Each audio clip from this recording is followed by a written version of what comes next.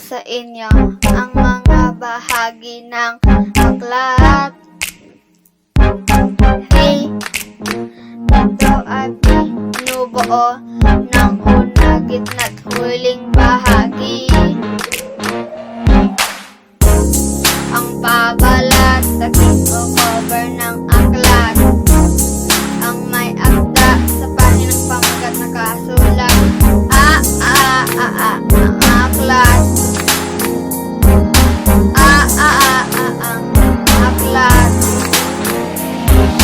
Pahina ng karapatang ari, makikita kung saan at kailan ang aklat ay nalimbag sa paunang salita. Mababasa ang dahilan o rason bakit ang aklat ay isinulat. Ang aklat natin basahin. Ang aklat natin basahin.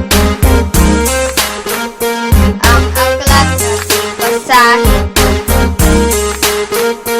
Ang aklat natin basahin. Sa talaan ng nilalaman, mabasa ang lahat ng paksa. Hey, ang katawan ng aklat, ang pinakamalaking bahagi. Sa glossary, ang lahat ng salita at kahulugan ay dito makikita. Ang index. Ang index. Dito makikita ang lahat ng pahina at paksa at kung saan sa aklat ay makikita. Kaya tayo nang magbasa ng aklat lagi na upang tayo'y malino at tayo ay sumigla. Ang aklat natin basahin.